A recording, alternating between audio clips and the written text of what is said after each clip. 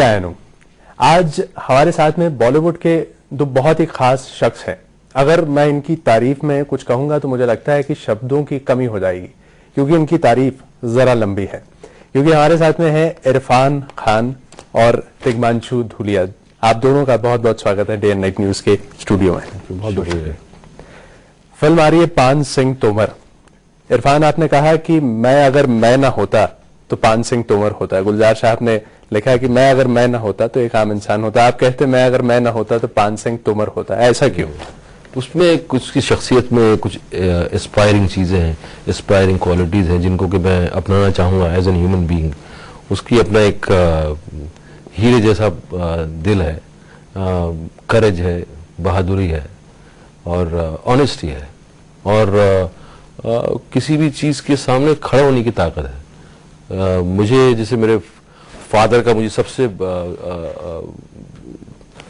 अहम चीज़ जो आज तक मुझे याद है मेरे फादर की, उनको सेल्फ पिटी बिल्कुल पसंद नहीं थी जी।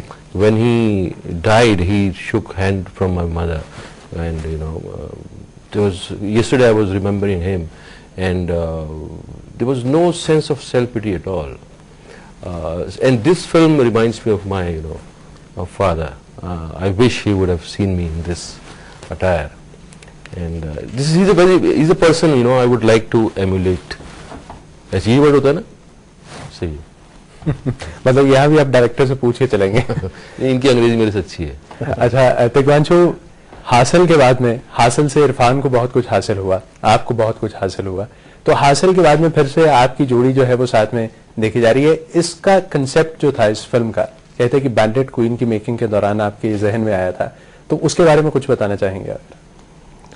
इसके बारे में मैंने पढ़ा था जब बैंडेड क्वीन की रिसर्च कर रहे थे हम लोग। एक मैगजीन थी संडे, उसमें मैंने 2 पन्ने का आर्टिकल पढ़ा था जिसमें था कि एक ऐसा आदमी था जो किसान था, फौज में था, फौज में रहते हुए सर्विसेज के लिए एथलेटिक्स में गया, 3000 मीटर की स्टीपल चेज दौड़ी, 7 साल नेशनल चैंपियन रहा, खुद का ही रिकॉर्ड तोड़ता रहा, कई इंटरनेशनल इवेंट्स में हिंदुस्तान को रिप्रेजेंट किया और बाद में उसको अपनी आवाज सुनाने के लिए, अपने हक मांगने के लिए बंदूक उठानी पड़ी और बागी बन गया वो चंबल की घाटियों में। तब मुझे लगा कि ये इससे बेहतर मटेरियल किसी और फिल्म में मिलेगा नहीं, तो मैं जिस दिन डायरेक्टर बनूंगा फिल्म जरूर बनाऊंगा। और इरफान पुराने दोस्त हैं तो मैं उनके साथ सब कुछ आइडिया शेयर करता हूँ। कई सालों से मैंने पान सिंह का आइडिया इनको सुनाया हुआ था, मैंने कहा बनाएंगे यार किसी दिन पिक्चर साथ में। अब नतीजा आपके सामने। इन्होंने भी जिक्र किया इरफान पुराने दोस्त है, तो कहते हैं जब दोस्ती होती है तो तब इंसान ख्वाब बुनता है, वो सपने बुनता है कि जब मैं कुछ करूंगा बड़ा तो तुम्हें साथ में लेकर। ऐसा कोई इंसिडेंट उस NSD के दौर का, नेशनल स्कूल ऑफ ड्रामा के, आपको याद हो कभी बैठे साथ में? तो एक बार मैंने मोटरसाइकिल खरीदी थी और मुझे दिल्ली से बॉम्बे लाना था मोटरसाइकिल, तो मैं उस मोटरसाइकिल पंक्चर थी और उसको स्टेशन तक ले जाना था चित्तरंजन पार्क से। मुझे और कोई दिखा नहीं मेरा दोस्त, मैं इसी को बुलाया तो ये चांदनी चौक तक उसे साथ दिया, उसके बाद भाग गया ये। अच्छा। और एक्चुअली NSD के बाद की बात है, जब मैं सीरीज कर रहा था, बहुत सारे टेलीविजन सीरियल कर रहा था, बहुत बोर हो गया था करते करते। तो एक दिन हम लोग ऐसे इसके घर पे आए हुए थे, हम बाहर ऐसे टहलने जा रहे थे कुछ, तो मैंने इसको बोला, मैंने कहा यार मैं छोड़ रहा हूँ एक्टिंग, मैं बहुत बोर हो चुका हूँ, मैं टाटा बाय बाय कर रहा हूँ, मैं कुछ और करूँगा। तो इसने ऐसी कहा छोड़ यार, अभी तेरे को एक बार एक नेशनल अवार्ड दिलवा देता हूँ, फिर छोड़ देना। तो ये इंसिडेंट साथ में रहा, लेकिन फिल्म की मेकिंग के दौरान कहते हैं बड़ी जबरदस्त, इसका शूटिंग के दौरान भी दिक्कत बहुत हुई और आपने कहा मुझे डिस्कम्फर्ट बड़ा पसंद आया। तो चंबल, रुड़की, उस तरफ रियलिस्टिक जगह पे ही शूट करना क्यों? क्योंकि ये फिल्म एक आजाद इंसान की है जो आजादी ढूंढ रहा है, वाइल्ड हॉर्स है, तो ये एयर कंडीशन स्टूडियोज में तो शूट हो ही नहीं सकती थी। और चंबल अगर आप जाएं तो बहुत ही खूबसूरत जगह, जैसे लद्दाख है वैसा ही खूबसूरत है चंबल, बहुत ही रोमांटिक है। तो वहां तो मन करता है कि वो कैमरा कहीं भी रख दो तो आपको बहुत ही ब्यूटीफुल शॉट्स मिलेंगे, तो इसलिए लाजमी था चंबल जाना। और एक ऐसा हमको आर्मी का स्टेशन चाहिए था, क्योंकि फिल्म जो है 1950 से लेकर 1980s तक का वो जो पीरियड है वो कैप्चर करती है। तो उस वक्त का आर्मी बेस जो थोड़े पुराने बैरक्स, एस्बेस्टो शीट्स के वो ढूंढ रहे थे, कहीं मिल ही नहीं रहे थे, सारे मॉडर्न हो गए, आजकल का आर्किटेक्चर हो गया वैसा। तो हम अब मैं देहरादून, मेरी माँ देहरादून की, मैं देहरादून जाता रहता हूँ, तो रास्ते में रुड़की पास मैंने कहा देख लेता हूँ यार बंगाल इंजीनियर्स भी, तो पान सिंह बंगाल इंजीनियर्स में ही पोस्टेड थे, वहीं के थे वो। तो वो देखा तो बंगाल इंजीनियर्स का पूरा जो आर्मी का बेस है वो अभी भी उन्होंने पुराना वो रेस्टोर किया हुआ है जी। तो मैंने कहा पक्का यहाँ पे परमिशन मिल जाए तो यही शूटिंग करेंगे। तो ये कारण था कि चंबल तो जाना था, इसलिए बंगाल रुड़की भी आए, फिर देहरादून में भी की, बॉम्बे में भी की शूटिंग इसकी। इरफान, आपके पास जब स्क्रिप्ट इसकी आई और इन्होंने कहा कि फला जगह पर हम शूट करेंगे, चंबल का नाम आते ही डाकू दिमाग में आ जाते हैं, डर एक उभर जाता है, तो आपने कहा तो नहीं कि भाई तुम मेरे दोस्त हो, दुश्मन तो नहीं? नहीं, मैंने इसीलिए कहा कि आइए मेरा दोस्त है, क्योंकि मुझे चंबल लेके गया, मेरा सपना था चंबल का, और मैंने कभी देखा नहीं था चंबल, सिर्फ फिल्मों में देखा था।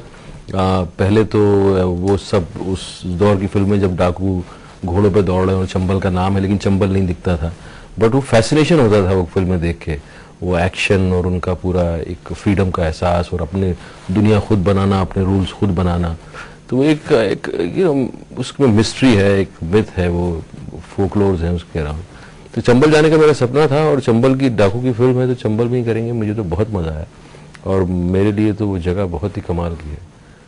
इस फिल्म का एक डायलॉग है जिसपे मुझे लग रहा है कि थोड़ी सी आपत्ति कहीं ना कहीं नजर आती है, और आपत्ति कुछ इस तरह की है कि जो डाकू हैं वो पार्लियामेंट में होते हैं, बिहार में तो जिसे कहते हैं रिबेल, जो क्रांतिकारी वो होते हैं। तो ये पार्लियामेंट के किसी ऐसे डाकू से आप मुखातिब हुए, कभी मिलना हुआ? पार्लियामेंट के? जी, क्योंकि आपने जिक्र किया उस डायलॉग में कि डाकू जो है पार्लियामेंट में होता है। बिहार में बागी होते हैं, डकैत मिलते हैं पार्लियामेंट में। देखिए, पान सिंह की पूरी लड़ाई जो थी वो सिस्टम से थी, और सिस्टम जो है हमारा पार्लियामेंट ही है जो हमारा सिस्टम बनाता है, सारे बिल वहीं से पास होते हैं। तो वही है, जो कुछ पार्लियामेंट की सफाई हो जाए तो शायद देश की सफाई हो जाए। तो पान सिंह, आप जैसा ही एक पत्रकार है जो फिल्म में है, पान सिंह से का इंटरव्यू ले रहा है वो, और पान सिंह से पूछता है कि आप, पहला सवाल उसका यही होता है कि आप डकैत कैसे बने, और पान सिंह को इस बात से, इस शब्द से नफरत है, डकैत। तो उसका पूरी जो लड़ाई अब तक लड़ रहा है वो सिस्टम के खिलाफ, उसके मुंह से यही निकलता है कि बिहार में बागी होते हैं, डकैत मिलते हैं पार्लियामेंट में। तो वो एक तरह का सिंबॉलिक एक डायलॉग है। नहीं, वही मैंने कहा है कि ऐसे किसी डकैत से आपकी मुलाकात कभी हुई इस दौरान? एक से पार्लियामेंट के डकैत से, किसी, आप बोले किसी एक से? चंबल में भी कोई ऐसा कोई मिल गया हो वहां पर? वो चंबल बताएंगे चंबल के बारे में। चंबल के डकैत तो थे, उसमें काफी जो फॉर्मर डकैत थे, जो आत्मसमर्पण कर दिया है, वो लोग थे। रिसर्च के दौरान भी थे, शूटिंग के दौरान भी थे, और कुछ लोग, अक्सर शूटिंग में पता चलता था कि उनके इन्फॉर्मर्स शूटिंग में हैं, वो लोग खबर रखते थे कि कहाँ क्या हो रहा है। और यूनिट में कई लोगों को थोड़ा सा डर भी लगता था, कुछ लोग ओवरवेल्म भी हो गए, कुछ लोग भागने की कोशिश भी की, कुछ लोगों ने वहाँ से, कुछ लोग रो भी पड़े, कुछ लोग तो उस तरह का रोमांच था पूरा। और डकैत थे, साथ में थे, आसपास थे, और जिससे हमें अवेयर भी किया जाता था। पुलिस बोलती थी कि फला जगह पे शूटिंग मत करो, यहाँ जो है खतरा हो सकता है। और डकैत भी हमें इन्फॉर्म करते थे कि वो उस आदमी का इलाका है, उधर मत जाइए, इस समय वो वहाँ है, इस तरह की चीजें। ये अगर इस फिल्म का जो कंसेप्ट है, जब इस फिल्म के प्रोमोज आजकल भी चल रहे, ट्रेलर देखने को मिल रहे हैं, उसमें ये कहा जाता है, पहली चीज जो कान खड़े करती है वो ये कि ये पहले आर्मी में भी ये शख्स गया, एथलीट भी बना, और उसके बाद ये डकैत बन गया, डाकू बन गया। तो ये कहीं ना कहीं क्या मैसेज इसके जरिए आप देने की कोशिश करें? क्या सिस्टम के ऊपर एक सटायर है, एक व्यंग्य? देखिए, पहली बात तो ये पिक्चर है, ये पिक्चर बनाई गई है लोगों के एंटरटेनमेंट के लिए। अब वो रुला के आपको एंटरटेन करेगी कि हंसा के करेगी कि आपके अंदर वो गुस्सा पैदा करके करेगी, वो तो सबसे अहम बात है। दूसरी बात ये है कि जहां मैसेज वाली बात आती है, वो तो इसलिए वो है पिक्चर में, वो ये मैसेज है कि सिर्फ क्रिकेट नहीं, हिंदुस्तान में कई ऐसे लोग हैं जिन्होंने, जो देश के लिए बड़े बड़े मेडल्स लाए हैं इंटरनेशनल इवेंट्स में, एथलेटिक्स में, फुटबॉल में, हॉकी में। और मैं ऐसे लोगों से मिला हूं रिसर्च के दौरान, मेरी आंखें भर आई, मैं सच बोल रहा हूं। उनकी हालत बहुत खराब है। कई तो पंजाब में है, ज्यादातर यहां से, पंजाब से ज्यादातर है। दलजीत सिंह जी जो पान सिंह के साथ दौड़ते थे, स्टीपल चेज नहीं, वो 5000 दौड़ते थे, लेकिन दोनों बहुत अच्छे दोस्त थे। वो भी आर्मी के ही थे, सर्विसेज से थे।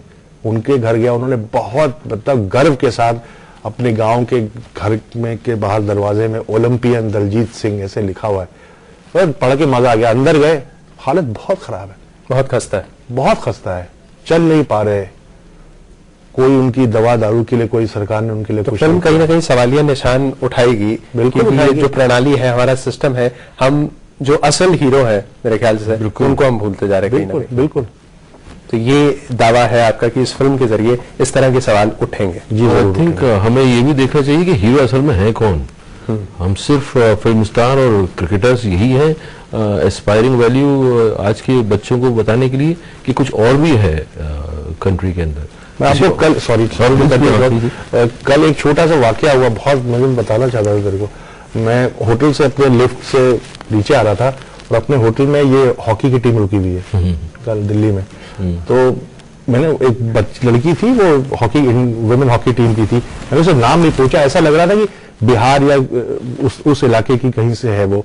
तो उसने पहना हुआ था इंडिया ऐसे लिखा हुआ था। तो मैंने पूछा आप हॉकी, कहता हाँ कल मैच था। मेरा मन इतना उसको मेरे सामने लगा कितनी बड़ी स्टार खड़ी हुई है। 4 गोल से उन्होंने भी हराया था पोलैंड को 2 दिन पहले, और दूसरे दिन मैच था। मैंने कहा यार जरूर जीत के आना, और इतनी वो उसको कि जी जरूर, हम तो 100% मजा आ गया उससे मिल करके ना, लड़की से मिलके। ऐसे कितने लोग हैं, सचिन तेंदुलकर देख के मेरे कुछ नहीं होता मन में।